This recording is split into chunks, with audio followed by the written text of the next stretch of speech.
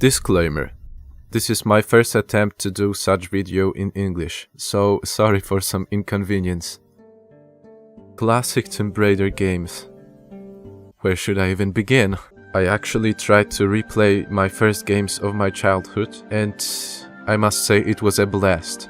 And I want to say you some words about why. There were actually 2 reboots of the series, and they were great entries in the franchise. Well, I'm not here to talk about them. There were 3 main parts released particularly in 96, 97 and 98.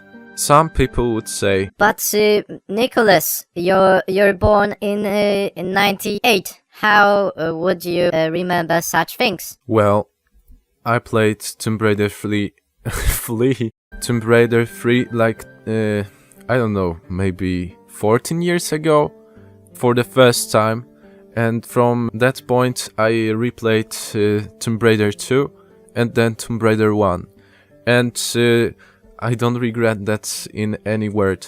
Some might tell the sequels were more of the same. And I must agree, Core Design, the developer of Tomb Raider games, made a statement. They couldn't polish the game as they would want to. They had to release the sequel in the next year. So how the hell am I gonna defend this series? The answer is actually quite simple.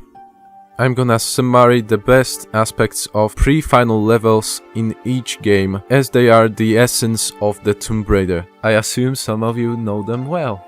Atlantis, Temple of Xian, the Lost City of Tinness. Shall we begin?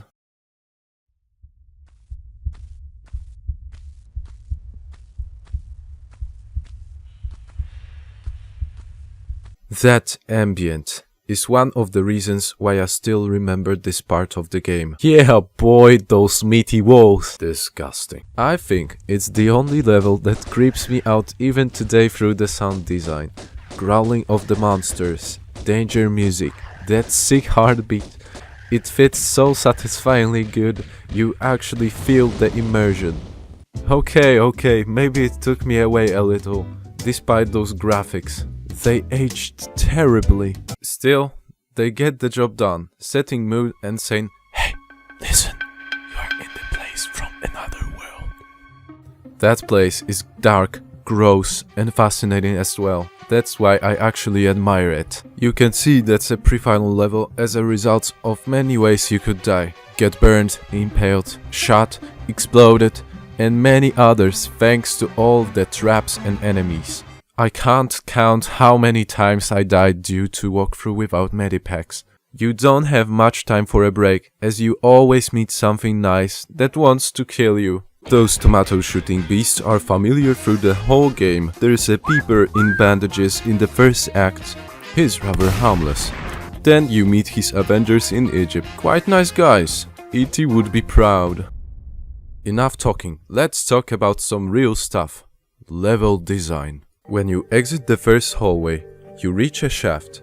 That's a point where you ask, am I supposed to climb up? Yeah, boy! That's one heck of a journey through different rooms which lead you to upper floor. Expect lever switching, shooting these ETs, and jumping till you're thick. At some point, you finally see a platform that's on highest ground of that shaft. Then you meet a clone of yourself.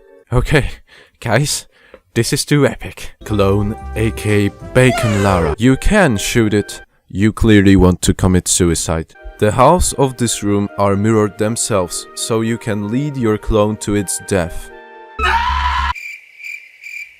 This is not okay. I didn't see such a riddle anywhere else. That's why I remember it even today. We find the Xian passé, end of the level. This journey to the top concept is very satisfying, and the level is one of the longest and most challenging. Those were the reasons why it landed in this video.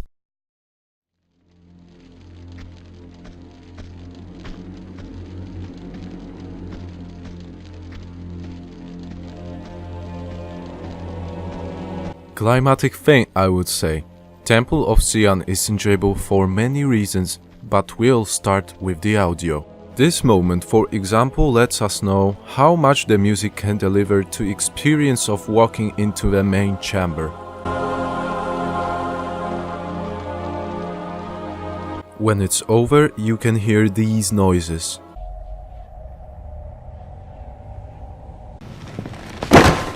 Pizza time. As a whiny little me, I presume I couldn't complete the level after hearing these haunted noises. Point out some hazard music and we've got a very atmospheric experience. Enemies and other pleasant things. Yes! For thousands of years, this tomb hasn't been opened. Finally, we can see such oddities as popping tigers, jump pads working even today, and a yo-yo rolling through the rope bridge. True Tomb Raider immersion. The only unique enemies are spiders, which you'll find in their nest. Tomb Raider 1 had beasts you met earlier. Here you saw little spideys in the first level, the Great Wall, but you expected they were the adult ones. Well, Pizza time. it's not that simple. This nest is one of the creepiest moments in the franchise, thanks to those bastards. Arachnophobic people? It's your lucky day. Of course, there's more. The main course are the traps. You walk into a dark room and after pulling the switch, a tiger comes in. Pretty simple, but effective. Running away from the boulder on the bridge looks like straight from Indiana Jones movie. Visiting a place with levers you have to switch before the ceiling crushes you. It's all there, quite more complex than Atlantis ones. Maybe something about construction of the level itself. Okay, that's what's actually so interesting about it. Is this the artifact I was looking for? Well, that was easier than I expect. What the frickin'! Floor design, master of trolling players in 90s. This nice waterfall takes you straight to the bottom, so you have to climb up again. You cannot be serious! Something like Atlantis, but it consists of that hub where we'll return many times. We've got even more jumping, looking for keys, and avoiding traps. I should also mention the visual part of the temple. It looks still pretty good. I would say it's one of the kind with its Chinese theme, and you won't mismatch it with any other map in that franchise. After you find all the keys, you can finally go up and up. Thanks to you, jump pads. Little more climbing, the end. Temple of Xi'an is by far one of the longest and most entertaining levels. I recommend it to everyone, maybe except arachnophobians.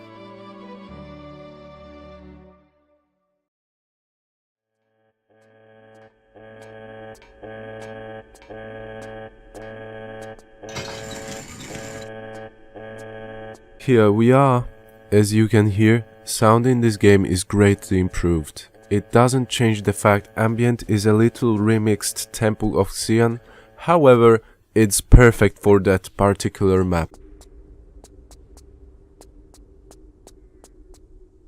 Annoying buzz of Mountain Dew mosquitoes and steps of weird guardians are exclusive to that level. Maybe one exception. I'll precise soon. What about creatures wanting you dead? There's not that many, only these clowns I described earlier. That mutant guardian is the final form of something you meet a level before RX Tech Mines.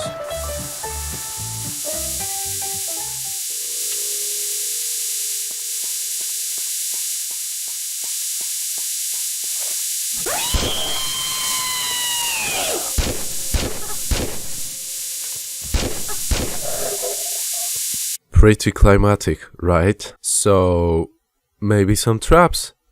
You bet! We've got lanterns, spinning blades, falling rocks, flamethrowers, French fries oil, earthquake, rolling logs, and the swamp. What are you doing in my swamp? That level is supposed to be the exploration one, but don't get yourself killed, please. Construction of the level is somewhat different from the others. It's rather horizontal and you have an interesting riddle to solve before proceeding further. 5 buttons have 4 symbols around them, representing food chains. You have to press the ones which make sense, like people eating elks and herbs. Then we have 2 ways. Go left and find a key that's important later, Alright, and find 4 masks and then the key. These masks are guarded by the traps I told about, with addition of labyrinth in one situation. We use the keys, every mask we found, and get to the exit. Whew! That's a bit of a chill out after previous parts, yet here it is, third biggest and most enjoyable level in the trilogy. At least in my opinion. Let's summary this mess. I found 3 aspects making this trilogy such an entertaining experience. Ambient, hazards, and construction. When they are done good, you won't be bored, even if the graphics, controls, and AI of enemies didn't age too well. I think that's all from me. Thank you so much if you made it till the end, and see you in the future.